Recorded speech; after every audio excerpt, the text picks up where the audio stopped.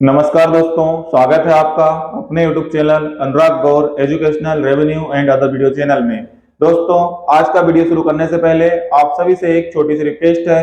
यदि वीडियो अच्छा लगे तो वीडियो को लाइक करें, शेयर करें, कमेंट्स करें और यदि आप चैनल पर नए हो तो चैनल को सब्सक्राइब करें और बेल आइकॉन ऑल करें, जिससे हमारे लेटेस्ट वीडियो की नोटिफिकेशन सबसे पहले आपको मिल सके। तो चलिए बिना देरी किए करते हैं आज का अपना वीडियो स्टार्ट। आज का अपना टॉपिक है एलसीएम और एचसीएफ, लघुत्तम समावर्तक और महत्तम समावर्तक। लघुत्तम समावर्तक और महत्तम समावर्तक का जो चैप्टर है बहुत इंपॉर्टेंट चैप्टर है एग्जाम प्रतियोगी परीक्षाओं की दृष्टि से। इस पर आधारित एक न एक क्वेश्चन एग्जाम में जरूर आता है। तो अपन इसको समझते हैं कि लघुत्तम समावर्तक क्या होता है, इसको कैसे निकालते हैं और कितनी इसको निकालने की विधियां होती हैं, और महत्तम समावर्तक इसी प्रकार से कैसे ज्ञात करते हैं, इन दोनों में आपस में क्या संबंध होता है। आज अपना ये लघुत्तम समावर्तक और महत्तम समावर्तक का बेसिक पार्ट रहेगा, पार्ट फर्स्ट। अपन इसको पार्ट वाइज पार्ट पूरा चैप्टर कंप्लीट करेंगे। तो अपन देखते हैं आज कि लघुत्तम समावर्तक क्या होता है। सबसे पहले इसको समझ लें अपन यहाँ पे। लघुत्तम समावर्तक एलसीएम डेफिनेशन समझते पहले। सबसे पहले अपन दो या दो से अधिक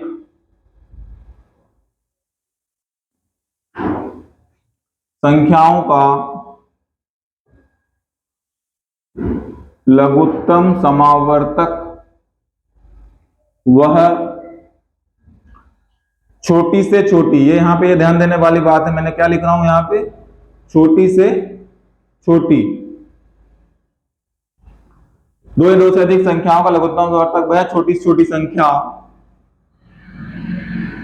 होती है जिसमें कि दी गई सभी संख्याओं का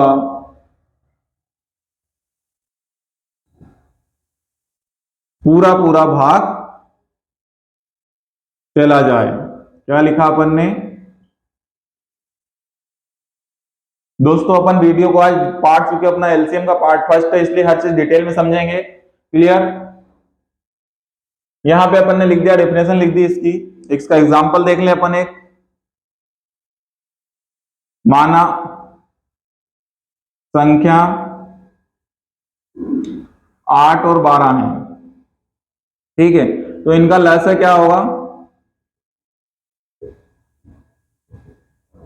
लसाअ क्या हो जाएगा? 24 होगा। अब ये कैसे होगा बाद में निकालना बताऊंगा, अभी एग्जांपल को थोड़ा बता रहा हूं मैं यहाँ पे आपको कि 8 और 12 का लसाअ क्या होगा? 24 होगा। ठीक है, ये बाद में बताऊंगा इसलिए क्योंकि जब इसकी विधि बताऊंगा, अभी जस्ट ही बताऊंगा थोड़ी देर बाद कि इसकी विधि क्या है निकालने की, तो विधि बताऊंगा जब बताऊंगा निकाल के मैं। क्लियर? और यहाँ पे इसका लघुत्तम समावर्तक चॉइस डेफिनेशन समझाने के लिए लिखा मैंने, क्या लिखा अपन ने, दो या दो से अधिक संख्याओं का लघुत्तम समावर्तक वह छोटी छोटी संख्या होती है जिसमें दी गई सभी संख्याओं का पूरा पूरा भाग चला जाए। क्लियर? तो ये 8 और 12 से दो संख्याएं हैं, तो इनका लसाअ अपना चॉइस मैंने लिखा है। तो डेफिनेशन के अनुसार 8 का भाग चॉइस में जाता है और 12 का भाग भी चॉइस में जाता है। तो यहाँ पे इनका लसाअ क्या हो गया? 24 हो गया। अगर जैसा यहाँ पे संख्या अपन लिखे, मान लो मैंने यहाँ पे संख्या लिखी 48, तो ये क्या इनका लसाअ हो सकती है? क्या हो सकती है? देखें अपन, 8 का भाग भी चल जाता है और 12 का भाग भी चल जाता है, लेकिन ये संख्या अपनी डेफिनेशन के अनुसार गलत हो जाएगी। क्यों? क्योंकि अपन ने क्या लिखा? लसाअ वह छोटी से छोटी संख्या होगी। तो अपन 48 को लसाअ इनका नहीं मान सकते, चाहे भली भाग जा रहा हो। अपने को डेफिनेशन अच्छे समझ लेना है। क्या लिखा डेफिनेशन में अपन ने?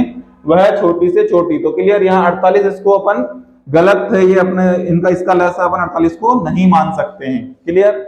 यहाँ पे आपको समझ में आ गया होगा कि लसाअ क्या होता है। तो लसाअ वह छोटी छोटी संख्या होती है जिसमें कि दी गई सभी संख्याओं का पूरा पूरा भाग चला जाए। क्लियर? अपन अगला देख लेते हैं, यहाँ पे मासा समझ लेते हैं। एचसीएफ, एचसीएफ को जीसीडी भी बोलते हैं और जीसीएम भी बोलते हैं। कभी कभी कंफ्यूजन के तौर पे एग्जाम में पूछ लिया जाता है कि जीसीडी मतलब ग्रेटेस्ट कॉमन डिवाइजर ज्ञात करो या ग्रेटेस्ट कॉमन मेजर ज्ञात करो। ठीक है, तो ये भी कंफ्यूजन नहीं होना, ये भी एचसीएफ के ही पार्ट है दोनों तीनों। तो इसकी डेफिनेशन लिख लेते हैं अपन, दो या दो से अधिक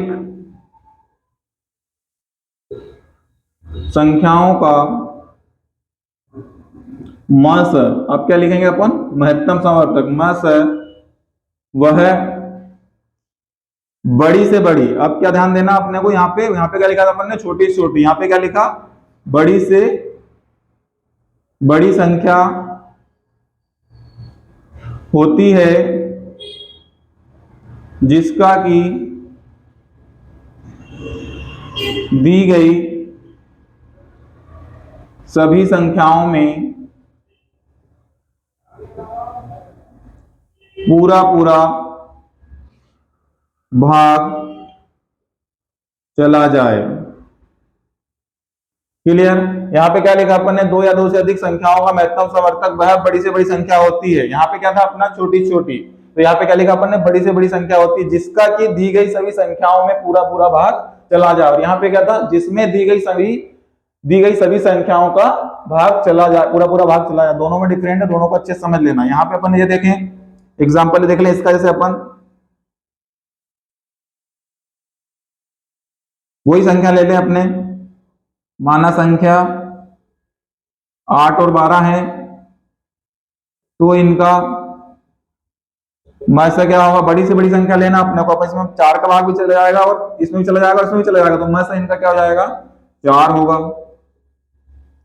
क्लियर। अब यहाँ पे यदि भाग तो 2 का भी जा रहा है, भाग तो इसमें 2 का भी जा रहा है, लेकिन ये 2 क्या होगा अपना, मैसा नहीं हो सकता, गलत हो जाएगा। क्यों, अपन ने क्या डिफिनेशन लिखी है, मस वह बड़ी से बड़ी संख्या, क्या लिखा अपन ने, मस वह बड़ी से बड़ी संख्या होती है जिसका कि दी गई सभी संख्याओं में पूरा पूरा भाग चला जाए। तो इसे 8 और 12 को देखें तो अपन 2 का भाग तो जाता है, लेकिन ये डिफिनेशन फॉलो नहीं करवा रहा, इसलिए गलत हो जाएगा।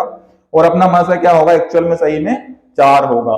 क्लियर। तो ये दो चीज मैंने भी यहाँ पे लिखी है, मैस है और लस निकाल के बताया है। मैस अपन ने फिर एक बार समझ लेते हैं, महत्तम समवर्तक और लघुत्तम समवर्तक। तो लघुत्तम समवर्तक में क्या लिखा अपन ने, 2 या 2 से अधिक संख्याओं का लघुत्तम समवर्तक वह छोटी से छोटी संख्या होती है जिसमें कि दी गई सभी संख्याओं का पूरा पूरा भाग चला जाए। और महत्तम समवर्तक क्या होता है, महत्तम समवर्तक 2 या से अधिक संख्याओं का महत्तम समवर्तक वह बड़ी से बड़ी संख्या होती है जिसका कि दी गई सभी संख्याओं में पूरा पूरा भाग चला जाए। क्लियर। ये दोनों चीज क्लियर हो गई होंगी। अब यहाँ पे 2 चीज जैसे मैंने लिखी, इसके आधार पे 3 निष्कर्ष बन जाते हैं जो बहुत इंपॉर्टेंट है। मैं बार बार बोल रहा हूँ, आज अपना बेसिक पार्ट है, इसलिए अपन इसमें बेसिक चीजें क्लियर करेंगे। नेक्स्ट पार्ट में अपन इससे संबंधित क्वेश्चन और डिफिकल्ट जो होते जाएंगे धीरे धीरे करके उनको समझते चलेंगे। लेकिन अगर बेसिक पार्ट ही क्लियर नहीं हो पाएगा तो आगे के पार्ट आपको समझ में नहीं आने वाले हैं। क्लियर। और लघुत्तम समवर्तक निकालने की विधियां बताऊंगा इसमें। चलो अपन आगे देख लेते हैं।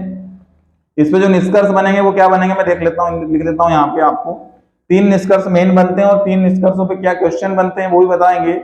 आज के पार्ट में अपन उनको समझेंगे। ये डेफिनेशन मिटा देता हूं यहां से। दोस्तों आपसे फिर से छोटी सी रिक्वेस्ट है, यदि वीडियो अच्छा लगे तो वीडियो को लाइक अवश्य करें, शेयर करें, कमेंट्स करें। चलिए निष्कर्ष, ये तो आपको भी समझ में आ जाएंगे कि मैं जो निष्कर्ष लिख रहा हूं, जो अभी मैंने समझाई डेफिनेशन उसके अनुसार ही लिख रहा हूं, कोई अलग से यहाँ पे नहीं लिखने वाला हूं। निष्कर्ष नंबर 1, क्योंकि इन पर निष्कर्षों पर सीधे सीधे क्वेश्चन पूछ लिए जाते हैं कभी कभी। तो निष्कर्ष नंबर 1 तो आपका क्या निकल रहा है यहाँ पे, ये 2 संख्याएं थी आपकी, इनका लसा आया था 24 और ये 2 संख्याएं वही की वही और मसा आया था 4। ठीक है। तो यहाँ पे एक पहला निष्कर्ष निकलता है, संख्याओं का मस लस से हमेशा छोटा होता है। क्या होता है,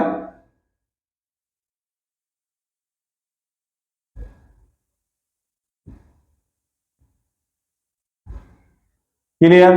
कोई भी संख्या हो, 2 हो, 3 हो, 4 हो, संख्याओं का जो महत्तम समवर्तक निकलता है वो हमेशा लघुत्तम समवर्तक से क्या होता है, छोटा ही होता है। देख लो, ये लघुत्तम समवर्तक अपना 24 निकला है और महत्तम समवर्तक अपना 4 निकला है। तो महत्तम समवर्तक लघुत्तम समवर्तक से हमेशा छोटा होता है। ये आपका एक निष्कर्ष है। इस पर क्वेश्चन कभी कभी सिंपल सा बन जाता है। अभी मैं यही क्वेश्चन लिखूंगा और आप उत्तर उसका देना इसके आधार पर। ठीक है। निष्कर्ष नंबर 2 इसी के आधार पर निकलेगा। यहाँ पे देखिए लस है आपका 24 और मस है 4, मतलब मस जो है इसको हमेशा विभक्त करेगा, मतलब संख्याओं का या संख्याएं मैं इसलिए लिख रहा हूं, संख्या कितनी भी हो सकती है, कोई दिक्कत नहीं है। अगर उनका मैसा और लैसा निकालोगे तो ये नियम हमेशा फॉलो होंगे। क्लियर? संख्याओं का मस हमेशा लस को पूरी तरह विभक्त करेगा। विभक्त करेगा मतलब पूरा पूरा भाग जाएगा। क्लियर? यहाँ पे देख रहे होंगे आप, लेस है इसका चॉइस है, ये दो संख्याएं। मैं एग्जांपल के तौर पर मैंने दो ही संख्याएं ली हैं ताकि इससे अगर समझ में आ गया तो आगे समझ में आने लग जाएगा। क्लियर? इसलिए इसको मिटाया भी नहीं भी मैंने।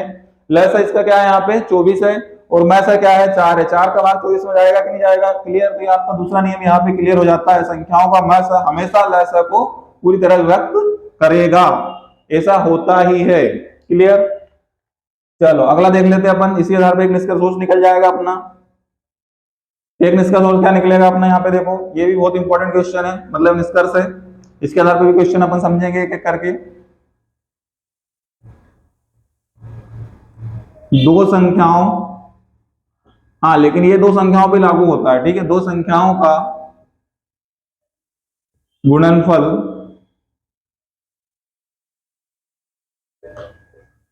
उन्हीं संख्याओं के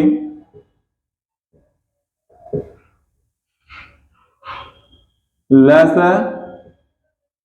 और मस, मतलब लघुत्तम समावर्तक और महत्तम समावर्तक के गुणनफल के बराबर होता है।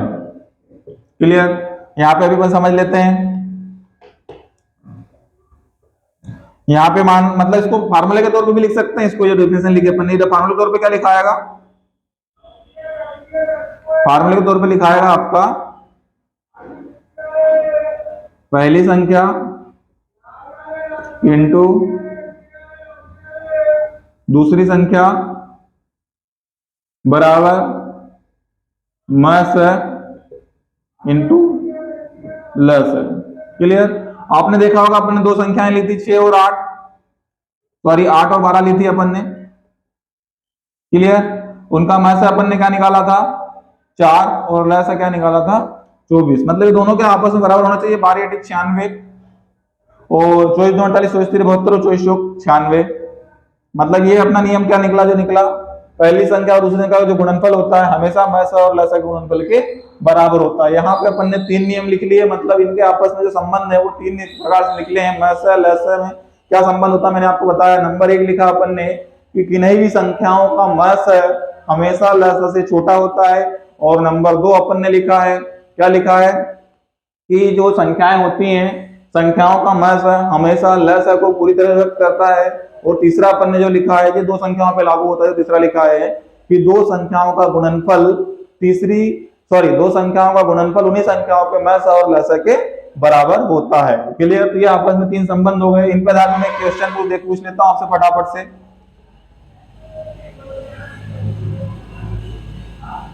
सबसे पहले इस पे क्वेश्चन पूछते हैं अपन, पहले वाले पे एक एक क्वेश्चन पूछेंगे सिंपल से फटाफट।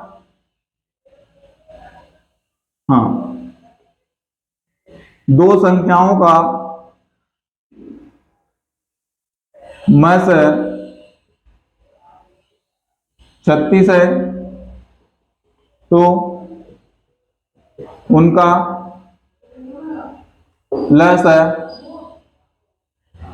क्या हो सकता है।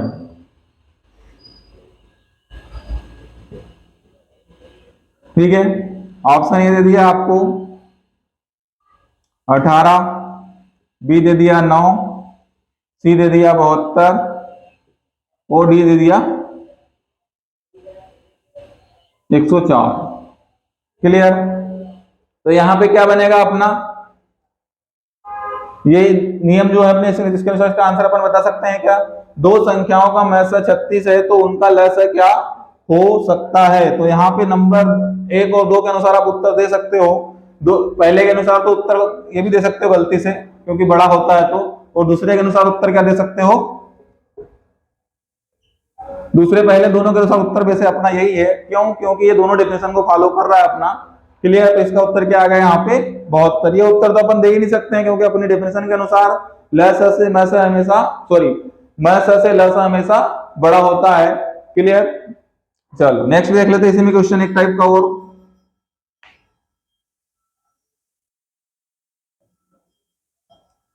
दो संख्याओं का लस है 120 है तो उनका मस क्या होगा। एक क्वेश्चन ये समझ लें अपन। ऑप्शन ए बराबर है आपका 14, बी बराबर 15, सी बराबर 21, डी बराबर आपने दे दिया यहाँ पे नन। क्लियर।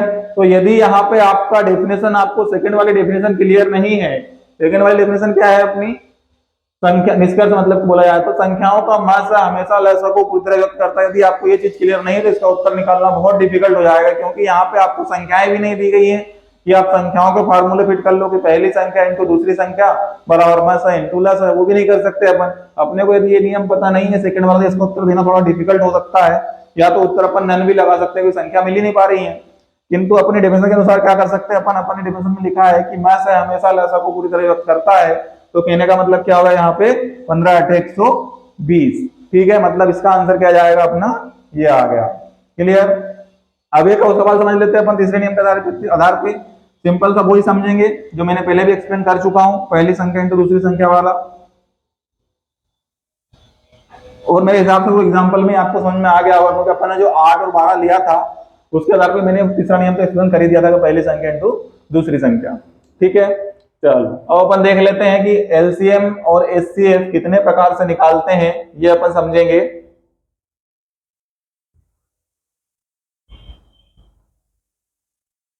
ठीक है, तो अब देखते हैं एलसीएम निकालने के प्रकार।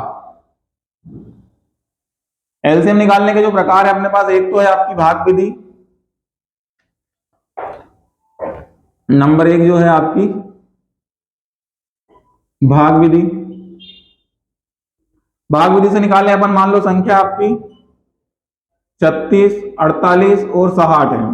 ठीक है, तो भाग विधि से निकालने के लिए क्या करते हैं अपन, यहां से भाग देते हैं, कितनी बार गया 18 बार, ये गया 24 बार, ये गया 30 बार, ये गया 9 बार, ये गया 12 बार, ये गया 15 बार, ये गया 3 बार, ये गया 4 बार और ये गया 5 बार।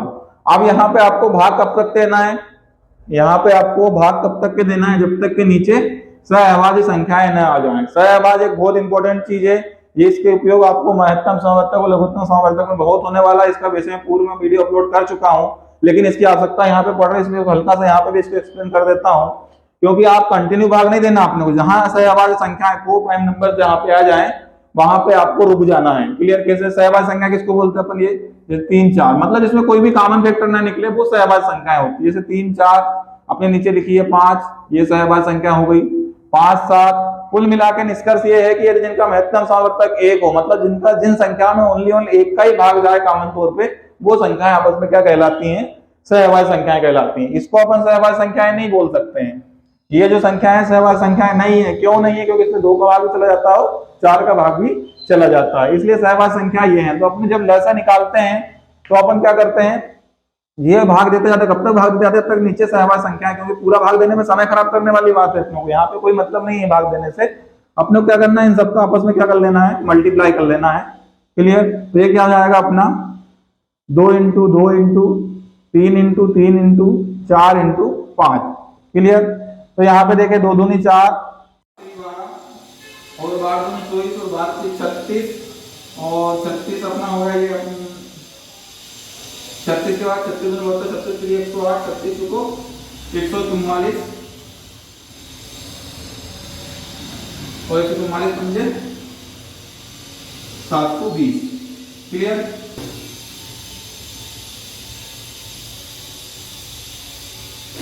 ठीक है, यहाँ तक कोई दिक्कत मेरे हिसाब से दिक्कत नहीं होना चाहिए। अब आपको ये लगा मैंने इतना बड़ा पढ़ा कैसे पढ़ लिया, तुम्हारे से पढ़ा तो मेरे को भी नहीं, मैंने पढ़ा 2 4 4 दूनी 8, 4 3 12, भाग 2 से 36, 36 36 दूनी 39, 36 3 108, 36 24 44। यहाँ तक तो ठीक था, कोई दिक्कत नहीं थी, लेकिन 144 पंजे मैंने कैसा कर लिया, यहाँ पे आपको ट्रिक बताता हूँ थोड़ी सी।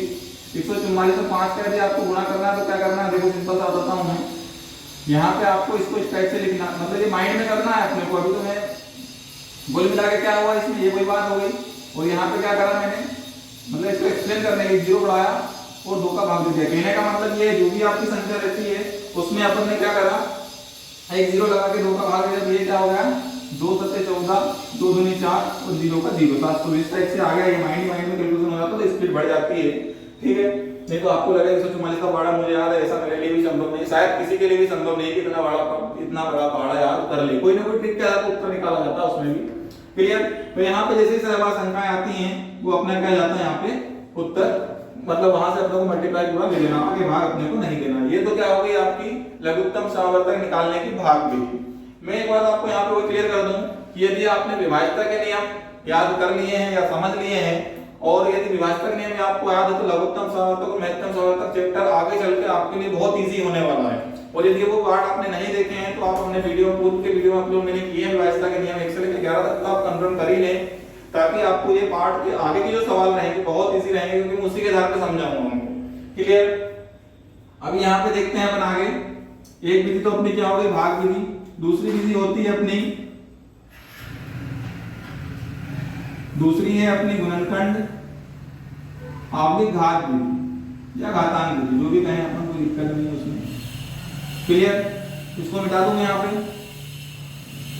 ऊपर ही लिख लेते हैं अपन, क्योंकि क्या है थोड़ा सा स्पेस कम है अपने पास, इसको ऊपर ही लिख लेते हैं अपन, ठीक है। गुणनखंड आवलिक घातांक विधि, मतलब लघुत्तम सावर्तक कितने प्रकार से निकालते हैं वो बता रहे हैं अपन आपको यहाँ पे, ठीक है, क्लियर। तो यहाँ पे मान लो संख्या अपनी वही अपन क्या लिखी है अभी अपन ने, 36, 48 और 60। इनका गुणनखंड विधि से आपको क्या निकालना है, लघुत्तम सावर्तक निकालना है। तो कैसे निकालेंगे, गुणनखंड मतलब इससे भाग करना है, 2 2 दूनी 4 और 4 3 12 और 12 36, ये इसके गुणनखंड हो गए। और 48 से निकाले इसी टाइप से, 2 2 दूनी 4, 4 दूनी 8, 8 दूनी 16 और 16 3 48, ठीक है। इस टाइप से 60 के निकाले, 2 2 दूनी 4 और 4 3 12 और 12 पंजे 60, ये अपन इसके गुणनखंड कर लिए, ठीक है। गुणनखंड करने के बाद इसको अपन इस टाइप से लिख सकते हैं, क्योंकि 2 के ऊपर 2 की घात हो गई इसमें, क्लियर। 3 के ऊपर 3 की घात हो गई, क्लियर। 2 के ऊपर 4 की घात हो गई, क्लियर। और 3 के ऊपर कोई घात नहीं है, क्लियर, कोई बात नहीं। 2 के ऊपर 2 की घात हो गई इसमें भी, और 3 की 3 ही हो गई, और 5 का 5 ही हो गया, क्लियर। तो जब आप घातांक से लघुत्तम सावर्तक निकालेंगे तो आपको सबसे बड़ी घातों को लेके चलना है, लेकिन अंक कोई सा नहीं छोड़ना। अगर किसी पे एक घात नहीं भी लगी है, मतलब एक की घात मान के चले, पर उनको लेना सभी पदों को है अपने को। जैसे इसका लेंगे तो अपन सबसे पहले देखेंगे सबसे बड़ी घात 3 की कौन सी पूरे पदों में, सबसे बड़ी घात ये है, और 2 की ये है, और बाकी 5 ये छूट रहा है इधर से। तो इस टाइप से ये पूरा का पूरा पोर्शन अपना, इनको अपन निकाल लेंगे तो अपना उत्तर इससे आ जाएगा। कैसे आ जाएगा, 2 की घात 4 इंटू 3 की घात, सॉरी 3 की घात इसमें भी 2 लगेगी, क्योंकि 2 ही बार है, क्लियर। 3 की घात 2 और ये 5, क्लियर। यहाँ पे कोई डाउट मेरे हिसाब से नहीं होना चाहिए। अब इनका मल्टीप्लाई कर लें, 2 का यदि 4 बार लेंगे, 2 दूनी 4, 4 दूनी 8, 8 दूनी 16, और ये हो गया अपना 9, और ये हो गया अपना 5। तो अपन इसको गुणा कर लें, इसको या तो ऐसा कर लो, 16 पंजे 80, 80 में 9 गुणा करो 72, 9 में 8 72, कहने का मतलब क्या आ गया 720। मतलब कोई सी मेथड से अपन ने उत्तर निकाला उसमें वही का वही उत्तर आएगा, कोई दिक्कत वाली बात ऐसी नहीं है। लेकिन यहाँ पे बात ध्यान देने वाली बात ये है कि लघुत्तम सावर्तक जब घातांक से निकालते हैं आपको बड़ी बड़ी घातें लेना है और छोटी को छोड़ देना है। लेकिन जो नीचे वाला बेस पॉइंट है, बेस पर ही लेना है, बेस नहीं छोड़ देना कि बेस पे घात नहीं है तो बोले 3 की घात 2 की घात से 3 ले तो लिए तो अपने बीच में लगा सकता नहीं है। लेकिन ऐसा नहीं, सारे पद अपने को लेना है। जैसे यहाँ पे 2 के ऊपर 3 की घात हो गई, और 2 के ऊपर 3 इंटू 3 के ऊपर -2 इंटू हाँ तो इससे समझ लेते हैं। का प्लस है क्या होगा। मैं यहाँ पे आपको सारे क्वेश्चन जो लिखवा रहा हूँ मन से लिखवा रहा हूँ, मुझे समझने के लिए लिखवा रहा हूँ। क्लियर? अभी बुक का अपन इस्तेमाल नहीं कर रहे हैं। बुक का इस्तेमाल जब करेंगे अपन, जब अपन सारे बेसिक जो पढ़ने हैं वैसा के वो समझ में आ जाएंगे। इसके बाद हम बुक्स के क्वेश्चन लेंगे ताकि आपको हल करने में आसानी रहेगी। क्लियर? अब ये सवाल यहाँ पे एक माइनस वाला आ गया, माइनस वाले में कंफ्यूजन हो जाता है कभी कभी। अब क्या लेंगे अपन? ठीक है, तो यहाँ पे देखो सबसे बड़ी बात दो की घात तो ये है कि इसका आंसर लिखता हूँ सीधा मैं, ऑप्शन क्या दूं आपको। क्लियर? यहाँ पे इसके 2 की घात 3 तो आएगी। अब कंफ्यूजन यहाँ पे ये है, मैंने क्या बोला आपको, बड़ी घात लेना है। क्या लेना है?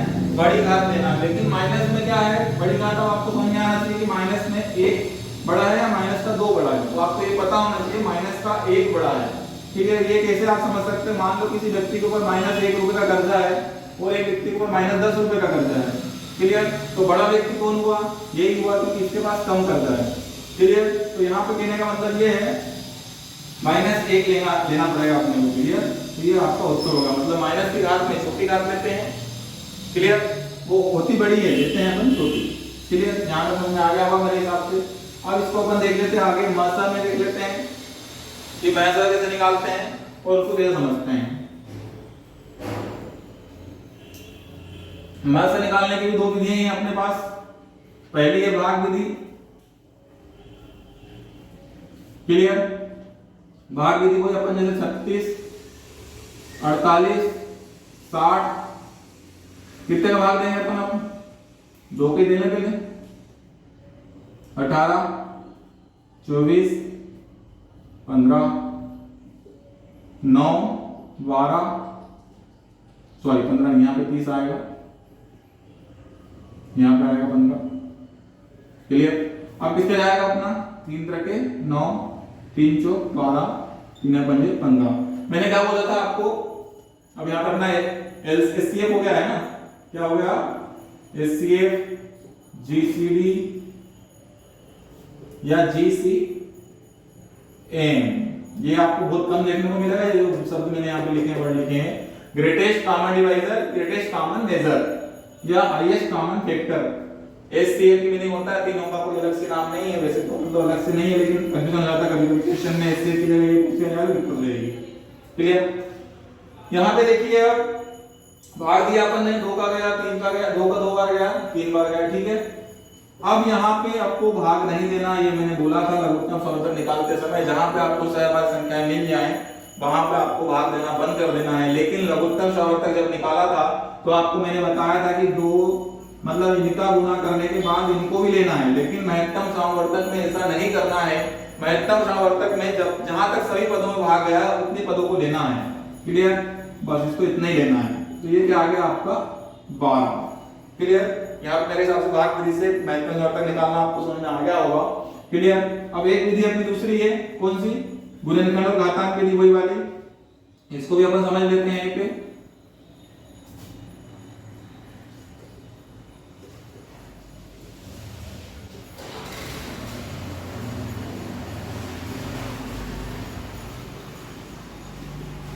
संख्या अपन वही लेते हैं। मैं संख्या बार बार वो इसलिए ले रहा हूं ताकि आपको समझ में आए। मैं बार बार एक ही बात बोल रहा हूं कि अपना ये लघुत्तम समवर्तक महत्तम समवर्तक का बेसिक पार्ट है।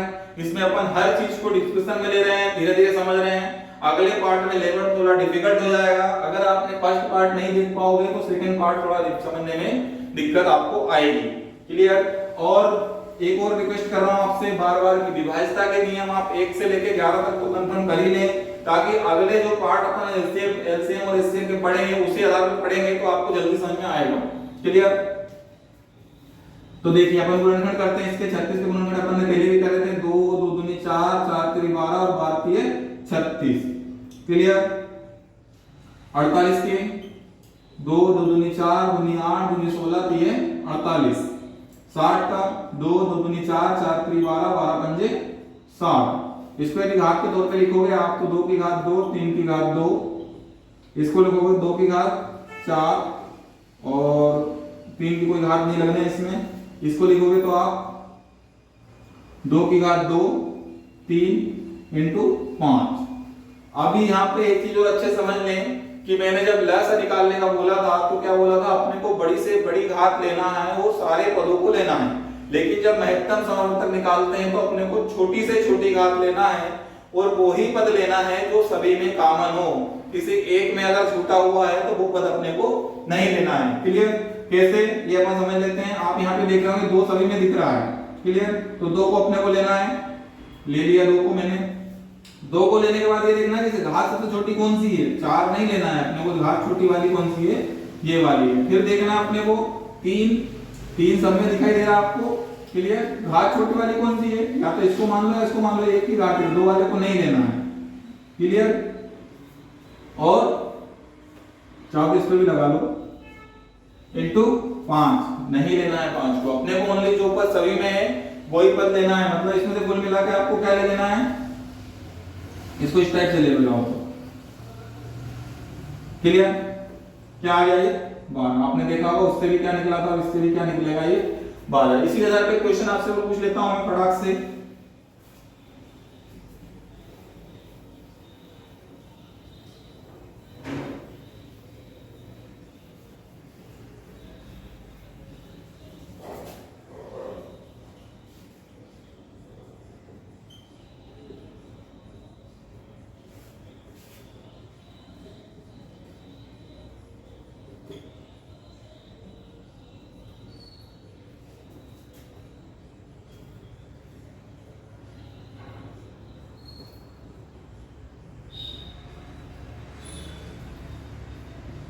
इसको ओपन कर देते हैं, 7 ही कर देते हैं।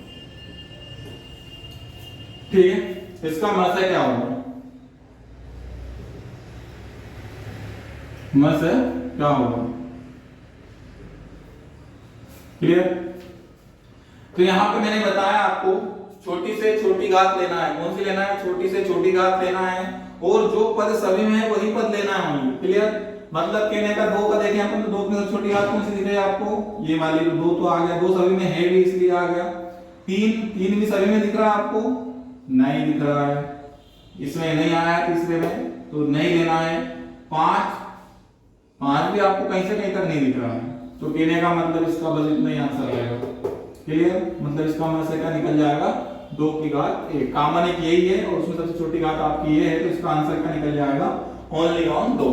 तो दोस्तों अपन ने आज देखा महत्तम समावर्तक और लघुत्तम समावर्तक क्या होता है, उसके आधार पर 3 जो निष्कर्ष निकले उनको समझा अपन ने, और जो निकालने की विधियां हैं लघुत्तम समावर्तक और महत्तम समावर्तक, जो विधियां हैं निकालने की वो कितने प्रकार से अपन निकालते हैं वो समझा अपन ने, घातांक और मूलखंड वाले। और अगले वीडियो में अपन अब इसको थोड़ा सा लेवल स्ट्रॉन्ग करेंगे, लेवल बढ़ाएंगे। ये चूंकि अपना फर्स्ट पार्ट था इसलिए अपन ने हर चीज को डिस्क्रिप्शन में लिया है, इसलिए वीडियो थोड़ा लंबा जरूर हुआ है। तो दोस्तों आपसे फिर पुनः एक रिक्वेस्ट है, यदि वीडियो अच्छा लगा हो, वीडियो में दी गई जानकारी अच्छी लगी हो तो वीडियो को लाइक करें, शेयर करें, कमेंट्स करें, चाहे नेगेटिव करें या पॉजिटिव करें, पर कमेंट्स अवश्य करें। और यदि आप चैनल पर नए हो तो चैनल को सब्सक्राइब करें और बेल आइकन ऑल करें, जिससे हमारे लेटेस्ट वीडियो की नोटिफिकेशन सबसे पहले आपको मिल सके। धन्यवाद दोस्तों।